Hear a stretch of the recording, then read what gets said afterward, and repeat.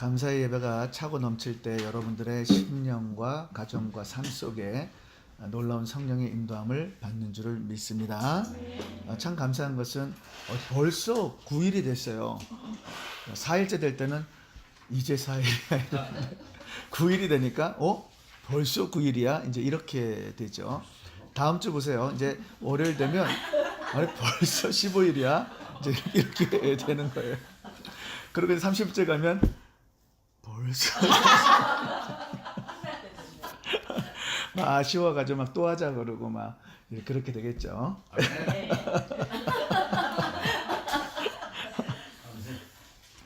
우리가 이제 그 말씀을 창세기 강해를 하루에 한 장씩 나누고 있어서 얼마나 유익한지 모르겠어요.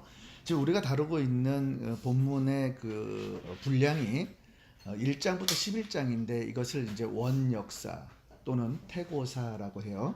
근데 이 원역사의 1장부터 11장의 이야기에 성경이 전체적으로 하고자 하는 모든 메시지가 다 이 안에 이렇게 함축되어 이렇게 있는 거예요. 이거를 그냥 똑같이 풀어내는 것이 성경이라고 생각을 하면 되는 것이고, 우리 인간 사회에 인간의 수준으로 이해를 주셔야 되기 때문에 이제 항상 시대적 배경과 인물적 배경에 대한 어떤 그런 다름 속에서 사건을 통해서 우리들에게 이제 모형적으로 보여준단 말이에요. 이 태고사 11장까지 보여주신 후에 무엇을 보여주냐면, 처음에 이제 아담의 형상을 보여주잖아요. 바로 이 땅이, 그 아담이 바로 나 한 사람이고 또 이 땅에 오실 예수를 예표하는 것이고, 그 다음에 12장에 가서 누구를 예표해요? 아브라함. 이 아브라함이 인류 전체의 대표, 바로 예수를 또 모형으로 예표하는 것이고, 그러면서 그 인물마다 전체적으로 쭉 펼쳐갈 때에 이제 이런 의미적인 함축이 이대로 되어 있는 거죠. 창세기는 특별히 1장부터 11장까지는 보면 창조의 목적에 벗어난 인간은 무조건하고 원죄를 가졌기 때문에 아무리 거룩하게 살려고 해도 작심삼일이라는 말이 있죠. 우리 옛날에 그 막 목욕해보고 때 뺏기고 광 뺏기고 다시는 내가 거짓말 안 하리라 어머니한테 맨날 맞고 돈 훔치고 막 이러다가 그러려 하지만은 똑같은 행동을 또 하는 것을 보게 되죠. 그처럼 오늘 본문에서 이야기를 하는 것이, 노아가 의인인데도 불구하고 노아도 죄를 지을 수밖에 없는 죄인이라는 거예요. 그리고 오늘 본문의 마지막에 노아가 죽어. 무엇을 의미합니까? 인간은 죄로 인해서 다 죽는다는 거예요. 그러나 인생의 중요성이 있는 거예요. 우리들의 한평생 인생 속에 너무나 중요한 것이 무엇인가? 하나님께 붙들린 자는 반드시 언약 안에 있다는 거예요. 아멘. 여러분 한 분 한 분이 이제 엘로힘 하나님으로 생각하고 있는 여러분의 하나님이 있다라면, 이 창세기는 우리에게 엘로힘 야훼, 어머니 같은 정말 그 모든 세심한 일들에 나에게 관심을 다 쏟고 있는 그 하나님인 것을 언약의 하나님으로 이제 우리에게 보여주고 있단 말이에요. 오늘 본문을 잘 이해하게 되면 하나님께서 노아하고 약속하신 그 언약을 쫓아 이제 여러분들이 예수 그리스도의 보혈로 인해서 나를 구원하시고 나를 인치함 주셔서 내가 다시는 너를 버리지 않고 너는 반드시 구원을 받은 것이고 내가 너와 영원히 함께하리라는 그 약속의 말씀이 어떻게 다가오는지 가슴속에 새기기를 주의 이름으로 축원합니다.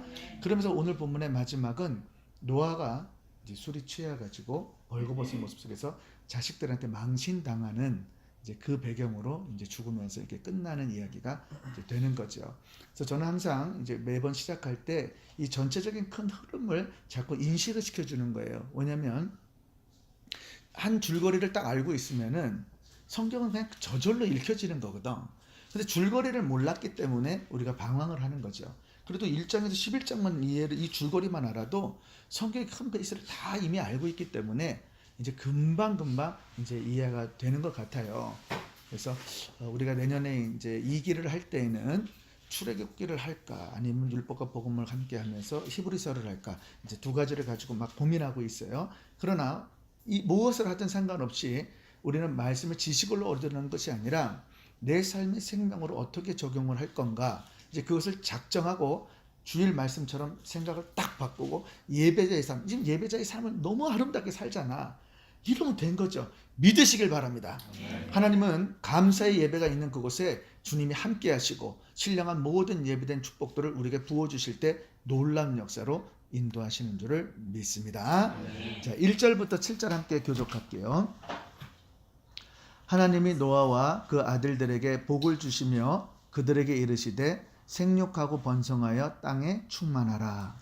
땅의 모든 짐승과 공중의 모든 새와 땅에 기는 모든 것과 바다의 모든 고기가 너희를 두려워하며 너희를 무서워하리니 이들은 너희 손에 붙이었습니다. 무릇 산 동물은 너희의 식물이 될지라 채소같이 내가 이것을 다 너희에게 주노라. 그러나 너희를 그 생명되는 빛에 먹지 말 것이니라. 내가 반드시 너희 피 곧 너희 생명의 피를 찾으리니 짐승이면 그 짐승에게서 사람이나 사람의 형체면 그에게서 그의 생명을 찾으리라.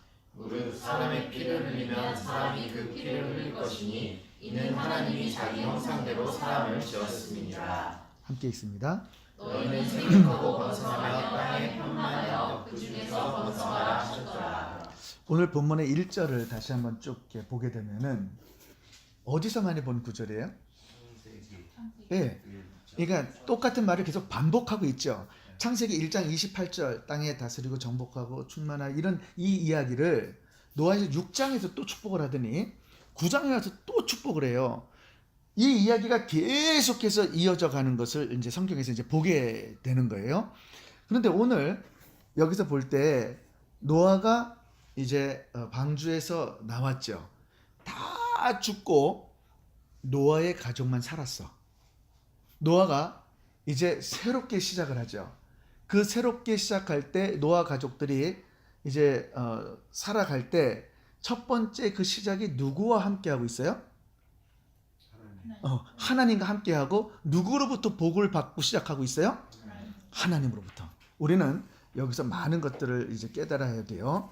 하나님의 의도가 이 말씀에 그대로 담겨 있는 거야. 창세기에서 하나님의 우주 만물을 창조할 때 하나님의 오리지널 의도가 이 의도였어요. 그거를 죄를 짓지 않았던 내 자녀라면 하나님은 그것을 이 축복을 그냥 끝까지 이 땅 가운데 살 때까지 주기를 원하세요. 그리고 이것을 천국에 가서 끝없이 누리기를 원하고 있단 말이에요. 그렇기 때문에 여러분들이 시작할 때 우리는 이제 사업 같은 거 할 때 어떤 일을 할 때 이제 그리고 여러분들이 어떤 계획을 삼을 때에 주님께 묻지 않고 내가 시작을 한다고요. 우리의 실패의 원인은 거기 있는 거야. 하나님의 창조의 의도와 목적을 깨달은 사람은 항상 첫 번째 말을 주님께 올려드립니다. 그리고 주님의 음성을 통해서 우리가 축복을 받아 누린단 말이에요. 그러면 주님이 나와 함께해서 축복을 누려주시고 음성을 주셨다라는 것은 내가 너를 책임질게 이렇게 약속하는 하나님이라는 거예요. 그러면 하나님의 말씀은 그대로 되어지니까 음성이 들려왔으니까 빛이 있으라 하심에 빛이 있었으니까 내가 너를 축복한다 음성이 왔으니까 말씀을 하셨잖아. 그 말씀이 그대로 되어지는데 이 축복을 주기를 원하시는 하나님의 뜻이 있다라는 거예요. 그런데 창세기 1장 28절하고 이 1절하고 비교를 하면은 단어가 다른 게 있어. 단어가 빠져 있는 게 있어요. 일단 먼저 창세기에서는 무조건적인 축복을 아담한테 다 줘버렸어요. 모든 통치권을 100% 하나님 거를 아담에게 줘버린 거예요. 아담아, 너 선악과만 따먹지 않으면 다 네 거야. 마음대로 해. 누려라, 다스려라, 충만해라. 이런 축복을 주셨단 말이에요. 그런데 죄가 들어오고 난 후에 하나님이 아담에게 다시 축복을 줄 때는 제한된 축복을 주고 있는 것을 이제 보게 되는 거죠. 자, 먼저 어떤 축복을 이제 하나님께서 아담에게 주는가? 2절에 보면은 무슨 축복을 주냐면 거기에 보면 이렇게 나와 있죠. 생육하고 번성하고 땅에 충만하라 그 말을 하면서 2절에 가가지고 이렇게 말해요. 동물들이 사람을 두려워하고 무서워한다. 이제 이 말을 이제 한단 말이에요. 그러면서 하나님께서 2절에서 뭐라 그러냐면 이 동물들이 너에게 무서워하는데 이들은 너희 손에 붙여졌다. 이제 이게 이런 거예요. 처음에 아담이 이름을 지어줄 때 사자를 데리고 왔을 때 딱 보니까 라이언이라 그랬을까? 그러니까 히브리 말로 했을까? 뭐라 그랬을까? 이게 참 헷갈리네. 영어로 했을까? 한국말로 했을까? 사자. 어쨌든 사자라고 했을 거야. 그럼 사자 이렇게 했을 때 사자가 막 장난을 쳤어 이렇게. 그 사자 손에다가 이렇게 넣고. 그래서 우리 그 잘 부르는 찬양 있지. 그 뭐지? 손 넣어도 그 있잖아 그거 그 하는 거 손 넣어도 손 넣어도 되는 뭐 하는 거 있잖아. 독사굴에 손을 넣어도 되는 거. 이제 그거를 하는데 이게 천년 왕국 때 죄가 없는 때에 독사굴에 손을 넣어도 죽지 않는단 말이에요. 창세기 때 오리지널 창조가 그랬단 말이에요. 사자가 왔어도 이렇게 같이 놀고 있었단 말이에요. 죄가 들어올 때 우리는 에덴 동산이 파괴되었다는 이야기 들었죠. 그리고 하나님과 우리 사이의 관계가 깨진 것도 들었죠.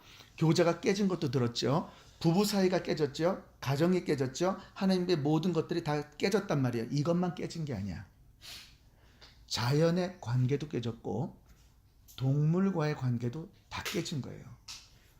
동물이 처음에 아담에게 왔던 것은 하나님의 권위가 하나님의 영이 아담에게 왔기 때문에 그 권위로 이루어져서 사자 이리 와 그러면 순종하고 왔던 거야. 그리고 그때는 죄가 없으니까 순수하게 사랑을 했단 말이야. 사자가 사랑을 받으니까 맹수인데도 이 본성이 맹수인데도 이 아담을 잡아먹을 생각조차를 못하는 거예요. 왜? 하나님 우주 만물을 지신 창조주 하나님의 영이 나에게 들어왔으니까 그 권위가 나에게 있어서 권위를 발휘하니까 절대 사자가 아담에게 올 수가 없는 거예요. 그런데 죄가 들어와서 뭐가 깨졌어요? 영이 죽어버렸다고. 영권이 사라져버린 거예요. 그러니까 이제 이 죄는 인간에게만 들어온 게 아니라 모든 자연 만물 가운데 들어와서 하나님이 다 저주를 했잖아요. 땅도 저주하고 막 다 저주를 했단 말이에요. 그러니까 이 죄가 들어옴으로써 동물하고의 관계가 깨어진 거지요. 그러면서 죄가 들어온 다음에 첫 번째 깨진 것이 가장 무서운 게 뭐예요? 사랑이 깨졌단 말이야. 사랑이 없는 거예요. 그러니까 사랑이 없으니까 어떤 세계가 됐어요?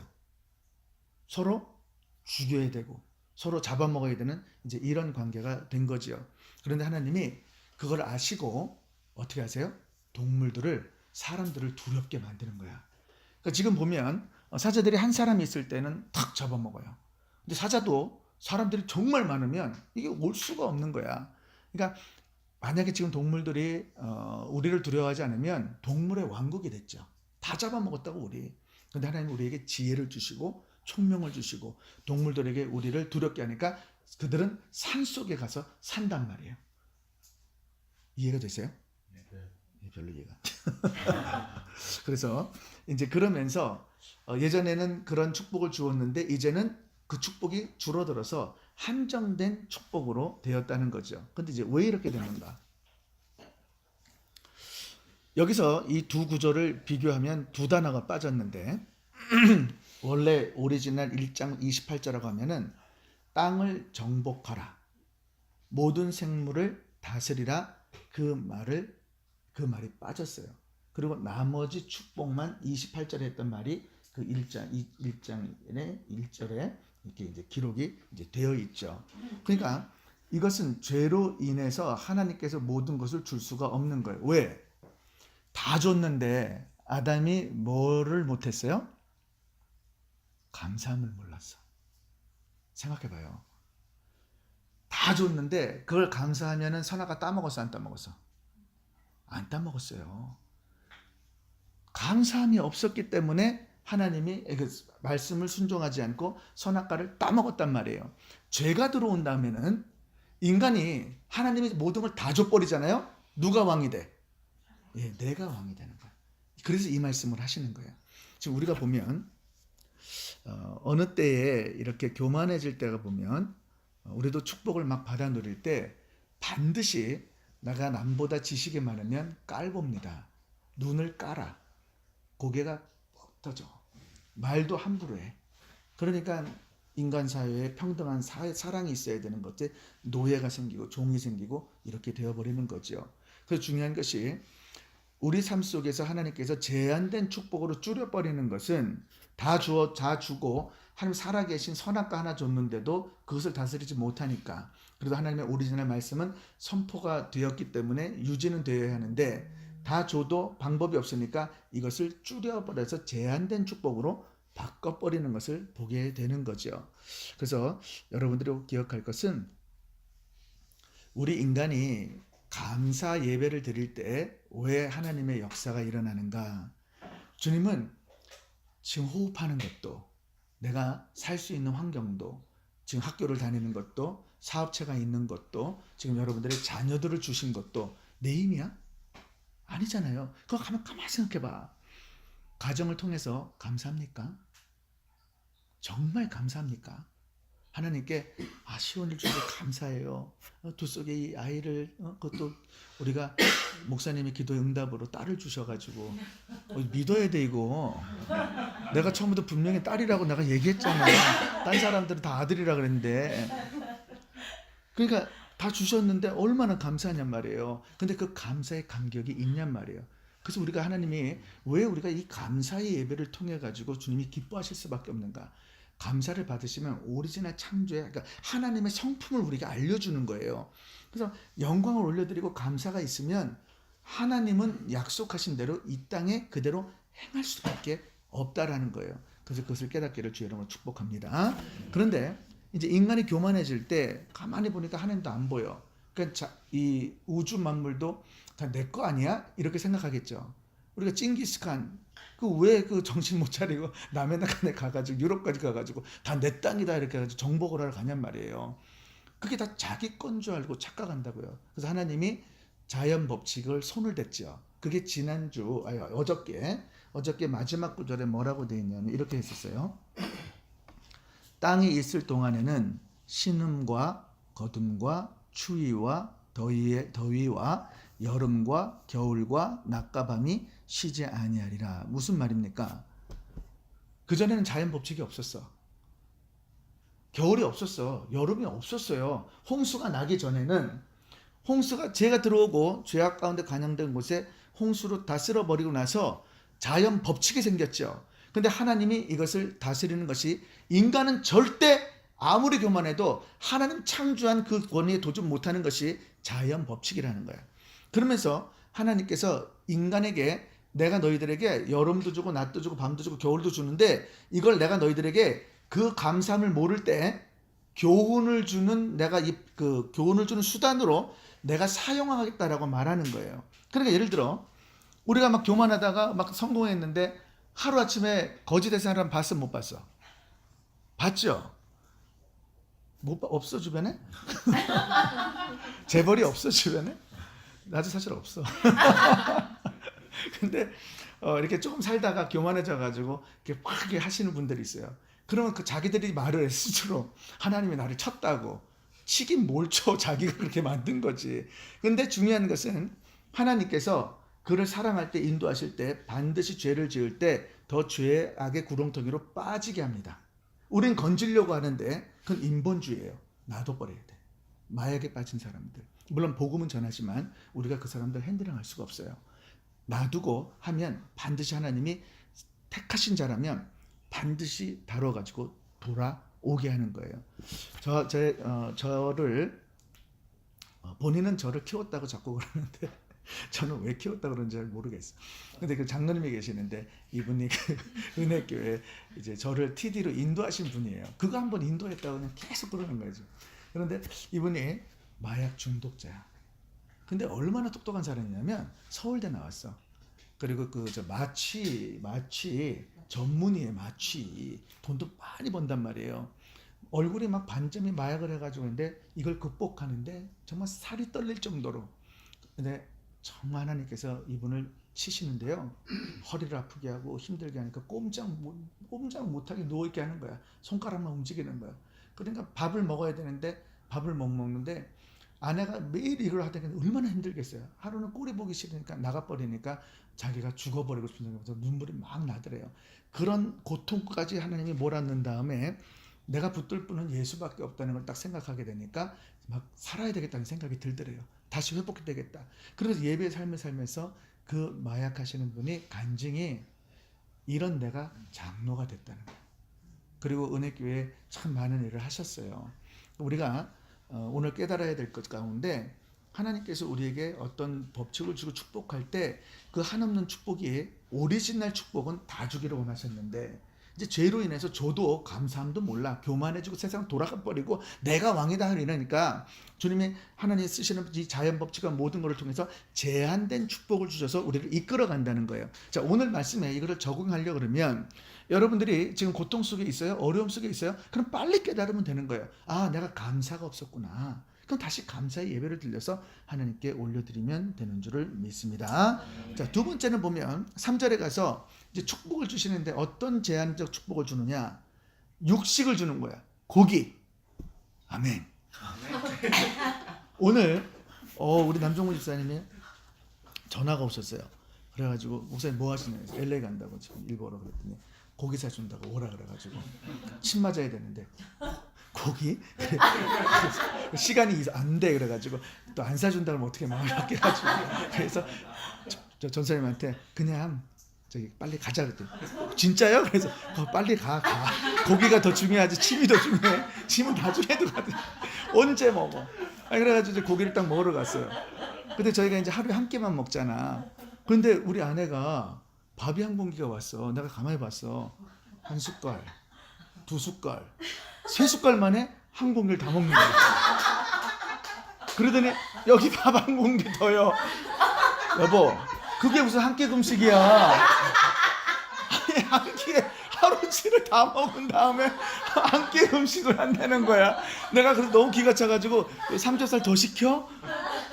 정말 고기를요 엄청 드시는 거예요. 나는 정말 요만큼 먹었어 오늘. 다섯 명이 먹는데 무슨 난 돼지고기 한 점도 안 먹거든요. 부차게 먹더라고. 소고기 다 드셨잖아요. 너는 내가 그럴 줄 알고 진짜 얼마나 내 걸 다 뺏어 먹는지. 계란찜도 목사님 드세요 뭐 이런 말 한마디도 안 해. 근데 저녁 금식도 안 해. 무섭다니까. 그래서 내가 오늘 본 게 뭐냐면 고기를 주시는 하나님. 내가 오늘 이 말씀 묵상했는데 차마 거기서 말을 못하고 너무 감사한 거야. 근데 피가 뚝뚝 떨어져. 그리고 막 덜 익었는데 먹지를 못하겠더라. 그래서 완전히 익혀 먹었는데 어쨌든 3절에서 보니까 뭐라 그러냐면 이 동물을 채소처럼 준다는 거야. 채소처럼. 그래서 무슨 야채 쌈 싸서 이제 고기를 그렇게 먹어. 얼마나 잘 먹는지 몰라. 내가 놀랐어. 홍수가 나기 전에 죄가 들어오기 전에는 채소만 이게 식량이었어요. 그러면 왜 하나님이 고기를 허락하셨을까? 왜? 한번 생각해봐요. 왜? 필요해서 필요한 것도 있고 제사도 있고 그 다음에 한번 그 환경을 생각해봐요. 노아의 환경. 응? 홍수가 나서 먹을 게 없잖아. 먹을 게. 그러니까 하나님이 배려하시면서 그 좋은 고기를 먹을 수 있게 하는 거죠. 그런데 이제 우리가 생각할 게 뭐냐면 죄가 없기 전에는 소하고 사랑의 관계 교제하고 같이 이렇게 지냈단 말이에요. 죄가 들어가서는 얘를 키워서 먹는 거예요. 그러니까 인간이 얼마나 무서운 존재로 바뀌었는지를 모르는 거죠. 그래서 이게 식량 문제 때문에 이제 이렇게 된 것을 우리에게 말씀하고 있는 거예요. 근데 두 가지를 붙이죠. 하나는 산 동물만 먹어라. 죽은 걸 먹지 말아라. 그 이유가 뭘까? 상한 거, 그러니까 인펙션이 돼서 세균 감염이 될 수 있고 또 우리에게 몸에 해할 수 있으니까. 근데 이제 그 출애굽기나 레위기를 보면은 찢어 죽인 짐승들 또는 찢어서 죽은 것들은 절대 입에 대면 안 된다 그래요. 그리고 들에서 짐승들에게 쫓겨서 먹었던 것들은 절대 입에서도 던져서도 안 되고 개에게도 던지지 말라라고 말씀하고 있는 거죠. 또 하나는 피채 먹지 말라. 그럼 피채는 왜 먹지 말라 그랬을까? 네, 생명 때문에. 역시 신학 공부하신 분이 달라요. 염주사님이 이걸 가르치시면서 하실 수 있다니까. 자, 네. 나는 웰던만. 웰던만 드세요? 피채 먹지 말라는 것은 사실은 거기에 감사함이 있으라는 거죠. 보세요. 피를 흘렸다는 것은 죽었다는 거지. 나를 위해서. 그러나 그 피가 나를 살릴 것은 없는 거예요. 그러니까 이 피채 먹다라는 영적인 의미는 동물의 피는 인간의 죄사함이 없다라는 거죠. 누군가 나를 죽어서 나를 지금 덕을 주고 나를 살게 하고 호흡 있게 하고 나를 이 육체를 지탱하게 하는 것처럼 육체를 벗을 때 영이 지탱할 수 있는 것은 동물의 피가 아니라는 거죠. 오직 우리가 이 죄인 가운데 살아갈 수 있는 피는 예수 그리스도의 보혈이다. 그래서 주님이 이제 이 사실을 깨닫기 위해서 출애굽기 가서 뭐를 만들어줘요? 우리에게 제사법을 줘서 짐승의 피를 먹지 말라고 하는데 무슨 피를 드려? 짐승의 피를 드리게 하죠. 짐승의 피가 죄사함이 없는데 죄사함을 줄 수가 없는데 하나님께서 일시적인 율법을 통해 가지고 법을 제정하는 거예요. 율법을 만들어서 내가 이 율법 속에 짐승 잡아서 짐승의 피 나한테 바치면은 죄사함 주겠다. 그러나 영원한 죄사함이 아니다. 불완전한 거지만 내가 이 세상에서 너희들에게 일시적인 죄를 주기 위해서 하겠다는 거예요. 그래서 히브리서에 가보면 우리가 배우겠지만은 이 짐승의 피가 인간의 피를 대속할 수가 없기 때문에 법이 바뀌어야 돼, 안 바뀌어야 돼? 바뀌어야 되는 거죠. 그래서 구약이 뭘로 바뀌어야 돼? 신약으로 바뀌는 거예요. 신약으로 바뀌어서 짐승의 피가 아닌 누구의 피? 인간의 피. 자, 그러면 인간 중에 다 죄인인데 이 죄의 피를 하나님 받을 수 있어요, 없어요? 없죠. 그럼 누구의 피만 죄가 없어? 예, 하나님이시니까. 그분은 죄가 없더라. 똑같은 인간의 육신을 입었지만 죄가 없다. 그래서 하나님 그분이 오셔야지만이 인류를 구원할 수 있단 말이에요. 그래서 이 짐승의 피가 구약에서 신약으로 예수의 피, 인간의 피를 어떻게 대체가 되고 왜 율법이 복음으로 바뀌느냐? 이제 이 이야기를 이제 아브라함의 시절부터 하다가 모세의 시내산에서 율법 수요할 때 그때부터 이제 자세하게 이것을 이제 풀어나가면서 우리에게 설명을 이제 해준단 말이에요. 그래서 여러분들이 이제 창세기를 이해해가지고 이제 이 출애굽기 우리 성막 공부했잖아요. 조금 더 이해를 해가지고 히브리서를 공부하면서 이제 이것을 접목시켰다 이해를 하게 되면 다 읽지 않았는데 전체가 딱 관통이 되게 돼 있어요. 그래서 그거를 기대하시고 2기 때 다 또 승리하기를 주 이름으로 축원합니다. 자, 그래가지고 세 번째를 보면 6절 한번 읽어볼게요. 6절 시작. 무릇 사람의 피를 흘리면 사람이 그 피를 흘릴 것이니 이는 하나님이 자기 형상대로 사람을 지었습니다. 쉽게 말하면 뭘 하지 말라는 거죠? 예, 살인하지 말라는 거예요. 왜 살인하지 말라 그러죠? 네, 하나님의 형상대로 하나님의 영이 우리에게 있기 때문에 우리는 만약에 우리를 누군가를 죽이게 되면 하나님을 죽이게 되는 거예요. 그래서 살인하면 안 되는 거예요. 자, 나를 내 스스로 죽이면 어떻게 되는 거예요? 하나님의 형상을 내 스스로 죽이는 거예요. 그렇기 때문에 우리는 자살도 못하고 남을 죽일 수도 없는 것이 하나님의 형상이 우리 속에 다 들어가기 때문이에요. 만약에 이렇게 되는 것이 하나님을 모독하는 것이고 배신하는 행위라는 것을 말하고 있는 거죠. 여러분, 사람을 죽이는 것은 그 사람의 영혼을 죽이게 돼요. 예수가 없는 사람이 죽을 때에는 반드시 지옥 갈 수밖에 없는 거예요. 그래서 예수님이 이 땅에 오셔서 산산수훈에서 살인하지 말라는 거예요. 그 이야기를 반복하는 이유가 바로 거기에 있어요. 심판받는다는 거죠. 미움, 다툼, 시기가 다 있다 할지라도 여러분의 삶 속에 정말 생명 살리는 모두가 되기를 주의 이름으로 축복해요. 자, 이제 이렇게 하면서 하나님이 축복을 한 다음에 언약을 맺어버려. 엘로힘 야훼 1대1로 관계 맺으신 하나님, 어머니 같은 하나님이 오셔가지고 내가 이제 약속을 하는데 무슨 약속을 해요? 무슨 약속을 해? 아직 안 읽었죠. 예. 물로 심판을 하고 그 다음에 뭘 세워? 무지개. 창세기 9장 그러면 무지개를 딱 생각해. 무지개. 이제 무지개를 조금 더 설명하면 여러분들은 놀라운 하나님의 축복을 이제 누리게 되고 무슨 의미인지 알게 되면 이제 하와이 가서 무지개 볼 때 여태까지는 와 하와이 무지개 최고다 막 이랬지만 이제 그 무지개가 어떤 의미를 두는지를 깨닫기를 바래요. 자, 8절부터 교독합니다. 하나님이 노아와 함께 그와 함께 한 아들들에게 일러 가라사대 내가 내 언약을 너희와 너희 후손과 내 언약을 너희와 너희 후손과 언약을 하나님이 직접 먼저 말씀했어요. 10절 너희와 함께한 모든 생물 곧 너희와 함께한 새와 육축과 땅의 모든 생물에게 세우리니 모두에게 하나님 전체를 넣고 맹세를 하는 거예요. 방주에서 나온 모든 것 땅의 모든 짐승이라 전체를 넣고 하나님 내가 너희하고 전체하고 언약한다. 11절 시작. 내가 너희와 언약을 세우리니 다시는 모든 생물을 홍수로 멸하지 아니할 것이라 땅을 침몰할 홍수가 다시 있지 아니하니라. 절대 물로 홍수로 심판하지 않는다. 12절. 하나님이 말하시되 내가 나와 너희와 및 너희와 함께하는 모든 생물 사이에 영세까지 세우는 언약의 증거를 쓴 이것이다. 자, 무슨 증거? 13절. 내가 내 무지개를 구름 속에 두었나니 이것이 나의 세상과의 언약의 증거니라. 14절.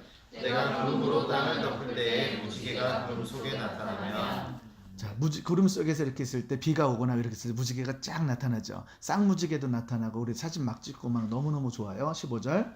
내가 나와 너희와 및 흙이 있는 모든 생물 사이에 내 언약을 기억하리니 다시는 물이 모든 흙이 있는 자를 멸하는 홍수가 되지 아니할지라. 무지개를 보면 인류는 하나님이 언약한 거를 기억하라는 거예요.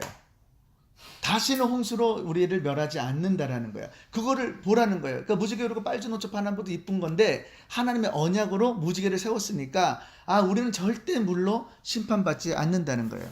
우리 남집사님이 어젠가 그젠가 언젠가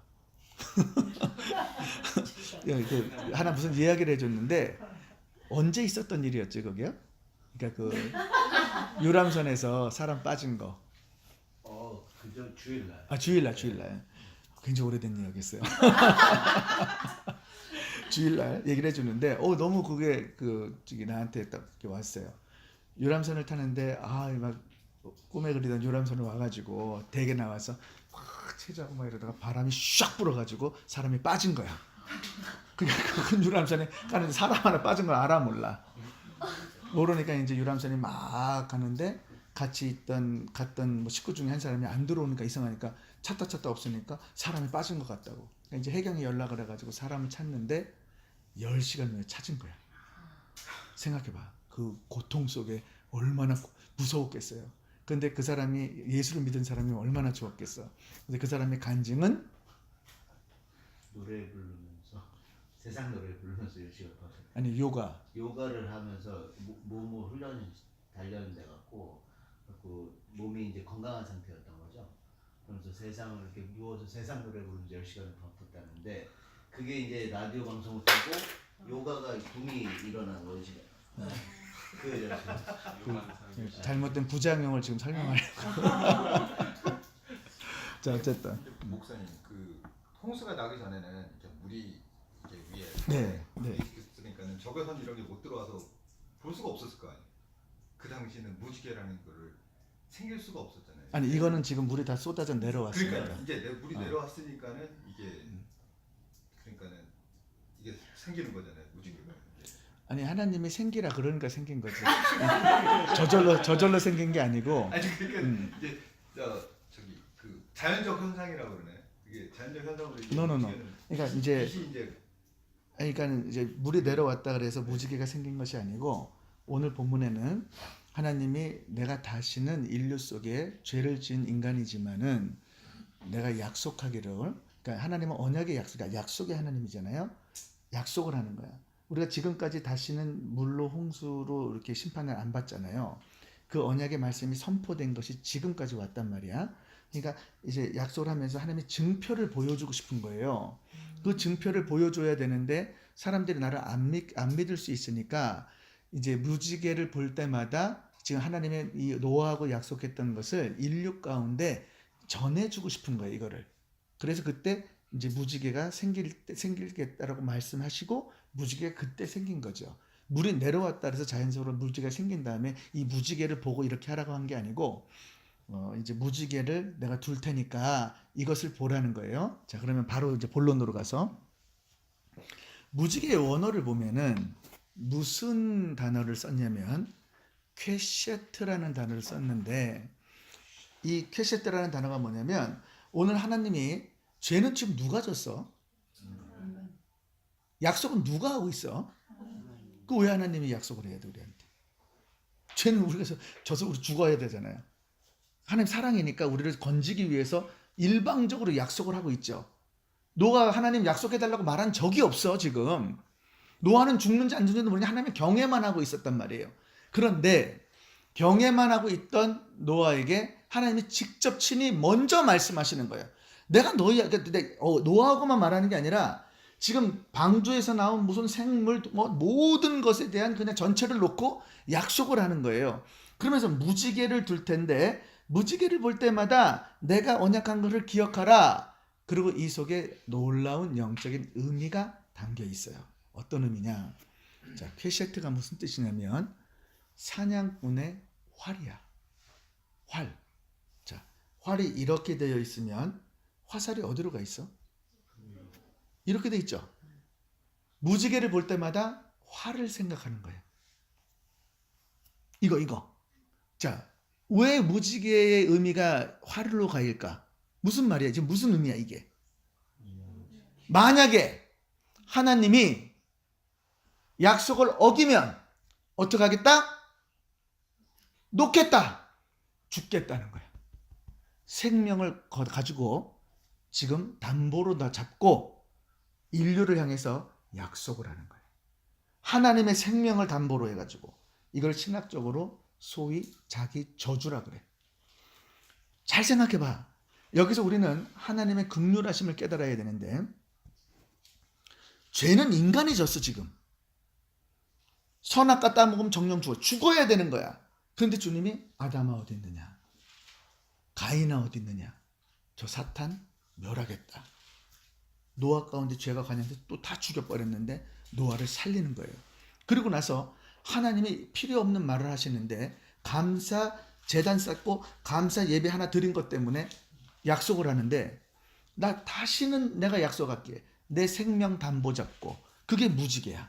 그런데 이 무지개가 사냥꾼의 활이니까 만약에 정말 내가 나중에 불로는 심판할 거지만 물로는 심판하게 될 때는 내가 이 무지개 속에 활을 놔서 내 스스로 죽겠다라는 소위 자기 저주의 맹세를 인류에게 일방적으로 하는 거예요. 그래서 앞으로 이제 무지개를 보면 쌍무지개 떴다고 사진 찍고 그러는 게 아니고 이제 무지개를 보면 나는 이제 물로 심판받지 않는구나. 하나님의 활이 저렇게 있는데 그 약속이구나. 이렇게 기억을 하면 여러분들이 많은 것을 깨닫고 이렇게 주님께 고세를 하는 줄을 믿습니다. 아멘. 네, 별로 감동이 안 되는. 별로 감동이 잘 안 돼. 자, 그래서 이제 심판 전과 심판 후가 다르고 이제 내 언약이라 그랬어요. 내 언약. 이 무지개 언약을 꼭 그 의미를 잘 깨닫고 보기를 바랍니다. 그래서 이제 그 무지개가 훗날 무슨 예표를 우리에게 보여줘요? 어떤 것의 모형일까? 무지개를 보면 하나님의 약속을 기억하는 거죠. 자, 우리 지금 시대에는 뭐를 보면 하나님의 약속을 기억하는 거죠? 자, 무지개를 보면 하나님의 약속을 기억했죠. 지금 우리가 사는 시대는 뭘 보면 기억을 해? 십자가. 무지개가 십자가가 되는 거야. 십자가. 십자가를 봤는데 이제 감격이 없어. 우리 아무도. 운전하고 가다 보면 십자가 막 빨간 걸로 이끄는데 정말 주님 나의 죄 때문에 그것을 기념하고 하나님의 약속, 내가 너를 반드시 구원해가지고 나 있는 곳에 데려가려. 그 약속을 기억하고 우리가 주님께 가야 하는데 지금 세대에 믿는 성도들도 그것에 대한 감격이 다 사라지고 있는 그런 무서운 세대에 살고 있는 거예요. 이 성경을 이렇게 해서 의미를 알고 통독을 하면요, 나중에 가슴이 찢어져. 하나님이 인류를 향해서 기억해달라고, 돌아와달라고. 내가 너에게 축복한다고 그러지 않았느냐. 나한테만 돌아오면 땅 회복해줄게. 그리고 내가 약속했던 거 다 그대로 줄게. 1장 28절 말씀을 계속 반복하는 거야. 계속. 그래도 어떻게? 다 도망가. 다 도망가. 그래서 하나님이 호세아를 보내는 거예요. 너희들 내 심정을 좀 알아라. 호세아를 보내서 누구랑 결혼하게? 창녀 고멜이랑. 언약이라는 것은 쉽게 말하면 결혼이에요. 우리 조은정 사모하고 나하고 결혼했는데 내가 증서로 결혼 반지를 줬어요. 결혼 반지를 확 버려버렸어. 그리고 나를 바라봐야 되는데 나한테 화가 나가지고 자꾸 딴 남자를 바라보는 거예요. 그 뭐예요? 간음이지. 그럼 내가 내 아내를 사랑할 때 어떡하죠? 여보, 나 사랑하니까 날 좀 봐봐. 날 좀 봐봐. 내 집에 이런 거 있는데 내가 다 줄 수 있어. 날 좀 봐. 이렇게 할 거 아니에요. 그 심정을 하나님께서 이 성경에 우리에게 말해주고 있단 말이에요. 그게 무지개 언약이야. 그리고 십자가가 될 때 십자가를 보고 돌아오라는 거예요. 그러면 내가 약속했던 이 모든 걸 누리게 하고 나 있는 곳에 다 와서 영원히 살게끔 하는데 이 복음을 듣게 해달라고, 그리고 전해달라고. 전하는 자가 없는데 어떻게 될 것이요, 부르는 자가 없는데 어떻게 올 것이고, 그 이야기를 하잖아요. 그런 놀라운 축복이 있기를 주님으로 축복합니다. 네. 자, 마지막에 이제 노아의 실수가 있어요. 18절부터 읽을게요. 시작. 방주에서 나온 노아의 아들들은 셈과 함과 야벳이며 함은 가나안의 아비라. 자, 먼저 쉽게 가나안이 나오죠. 함은 가나안의 아비라. 가나안이라는 이름이 나와요. 그죠? 근데 우리가 잘 알듯이 그 셈과 야벳이, 그러니까 함이 들어가 가지고 아비의 하체를 받죠. 보고 들어와서 누구한테 구했어? 형제 누구? 셈과 야벳. 셈과 야벳한테 했는데 거기서 바로 보면 함은 가나안의 아비라는 단어가 나오죠. 가나안의 아비. 미리 이제 이해를 시키기 위해서 가나안은 함의 네 번째 아들이에요. 네 번째 아들. 근데 여기다 기록을 해요. 근데 참 재밌는 게 있어. 19절 시작. 노아의 이세 아들로 쫓아 백성이 온 땅에 퍼지니라. 이제 자식들로 통해서 이제 막 퍼지는 거예요. 20절.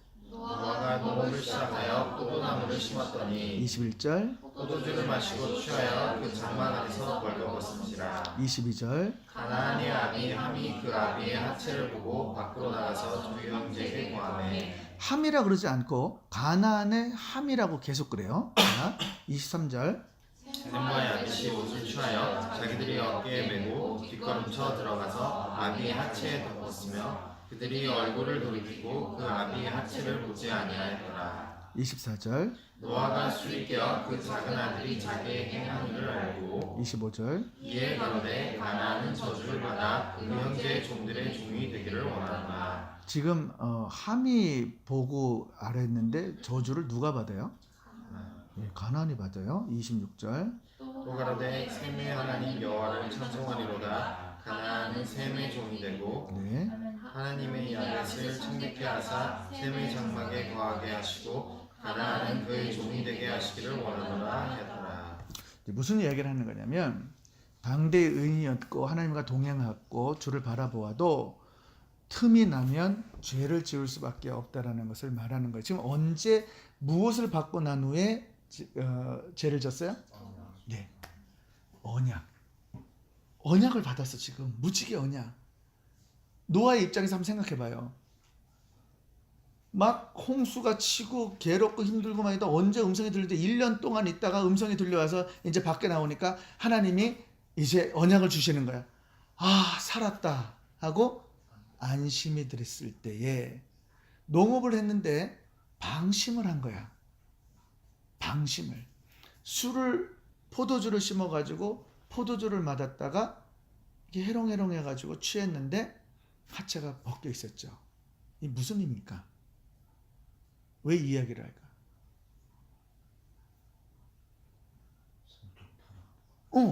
성적 타락을 우리가 상상할 수 있어요.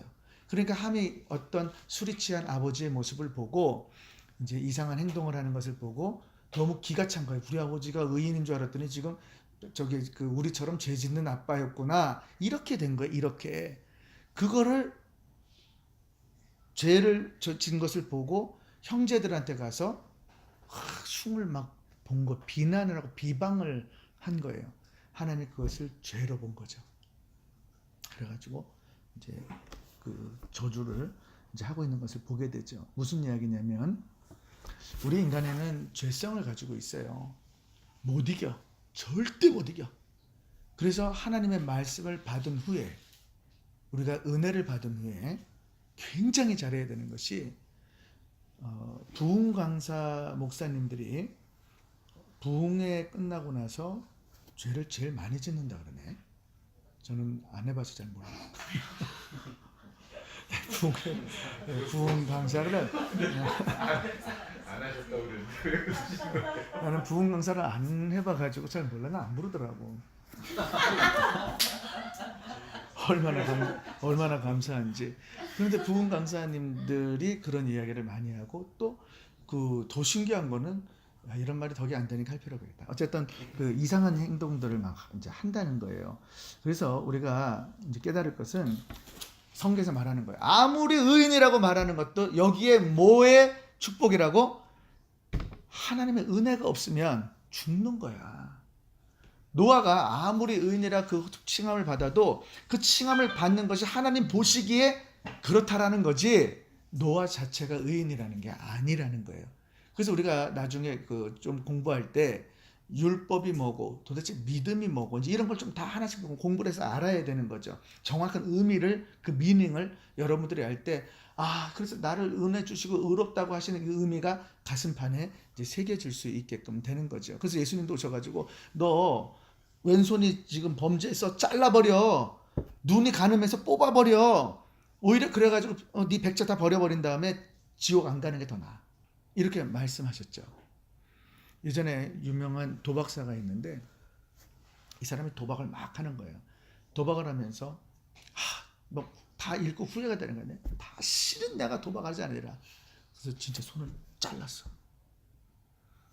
근데 잘린 한 손, 남은 한 손 가지고 또 가서 도박을 막 하는 거야.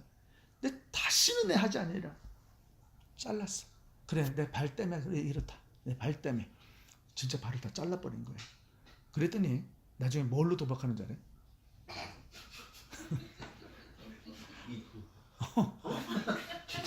입으로 도박하고 있는 자신을 얘기를 하는 거예요. 정말 이거 실화야, 실화.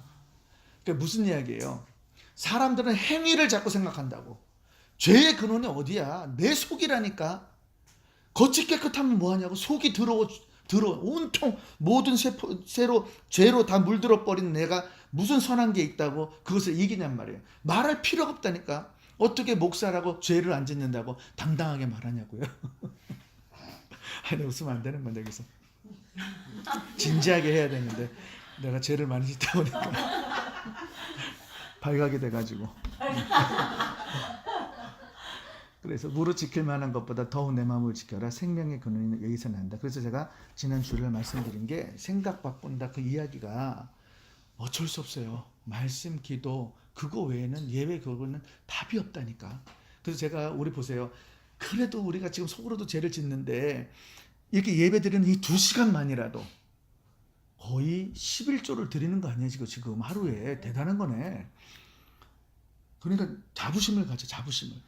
하나님한테 내가 지금 물질의 11조뿐만 아니라 시간의 11조를 드리고 있는 거니까 얼마나 뿌듯한 거예요. 24시간 중에 이 2시간.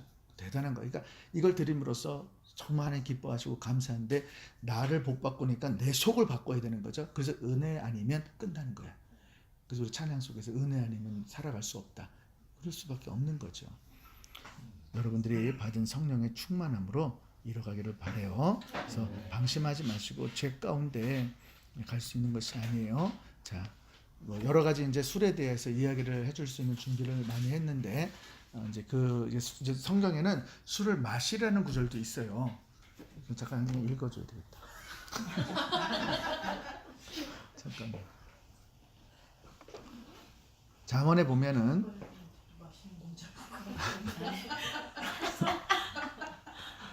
술이 먹는 게 죄일까? 잠언에 보면 먼저 금하는 말이 있어요. 포도주는 거만하게 하고 독주는 떠들게 한다. 그리고 미혹되면 지혜가 없다라는 거예요. 그래서 마시면 안 되는 거예요. 이사야는 술에 취한 자는 공정한 재판을 할 수 없어 판단이 무분별해지는 거예요. 그리고 화가 엄청난대요. 망신을 당한 경우도 있죠. 바로 노아가 그랬고, 창세기에 이제 아브라함을 따라온 롯이 누구랑 저거예요? 근친상간에 따라하고 술 때문에 이제 그렇게 되는 거죠. 근데 술을 허락한 것을 보면 호세아 2장 8절에 보면 포도주와 곡식은 하나님이 저에게 주신 것이다. 포도주를 주셨다 그랬어요. 당신은 음료란 말이에요, 그것이. 그런데 중요한 것은 술을 먹느냐 안 먹느냐 그것이 중요한 것이 아니고 술을 먹고 취해서 죄를 짓느냐 안 짓느냐를 말하는 거야. 그러니까 취하지 않을 것 가까운데는 자제력이, 근데 술을 먹고 나서는 자제력을 잃기 때문에 성적 욕망이 일어났다라는 거예요. 그래서 이 노아가 성적 욕망이 일어나서 자제할 수 없는 지간까지 술을 마시다 보니까 자기가 하차가 벗어진지도 모르고 자고 있었단 말이죠. 근데 그때 잤다고 표현하지만은 그 과정 속에 무엇을 하는지 모르지만 이제 그것을 다 보았다라고 이제 생각이 드는 거죠. 그래서 영적 타락이 이제 일어나요. 그걸 통해서 이제 저주가 임하게 돼가지고 가나안도 저주받고 다 받아서 지금 아프리카가 그 지배를 받고 그 노예로 살아가는 그 저주가 전체적으로 그렇게 되어 가지는 것을 보게 되는 거죠. 자, 그래서 우리가 이 성경에는 다 기록은 되어 있지 않지만 함이 그것을 보고 자식들하고 이렇게 하는데 그것을 아마 가나안하고 했는지 그래서 이렇게 저주를 하고 있는 것으로 우리가 보여지는 거예요. 자, 오늘 말씀을 맺습니다. 오늘 말씀은 쉽게 정리하면 이거였어요. 새로운 모든 시작을 하기를 원하시는 하나님은 우리와 함께 하시는 하나님이고 우리에게 언약을 주셔서라도 하나님의 신실하신 약속의 말씀은 지켜간다는 거예요. 우리 하나님은 이 땅에 살 때도 복의 복을 도와주는 그 창세기 1장 28절의 말씀을 부어주기를 원하는데 죄인들은 우리가 받을 그릇이 안 되고 능력이 안 되고 이제는 그 죄로 인해서 그것을 내가 다스릴 수 있는 능력이 없다는 거예요. 제한된 것을 주기를 시작하시는데 주님은 이것을 통해서 어쨌든 이제 예수 그리스도를 발견하기를 원하고 아무리 의인이라도 우리는 거기서 이길 사람이 아무도 없다라는 교훈이 이제 우리들의 교훈이에요. 그래서 이제 주님께 나아가는 것은 주님, 내가 이길 수 있는 것이 없기 때문에 주님 그동안 지었던 모든 것들도 주님 손에 맡겨드리고 그 예수의 피로 인해서 내가 구원받은 그 사실의 감격과 또는 결단을 통해서 다시 한번 주님께서 나를 의롭다라고 칭하는 모두가 되기를 주의 이름으로 축원합니다. 아멘.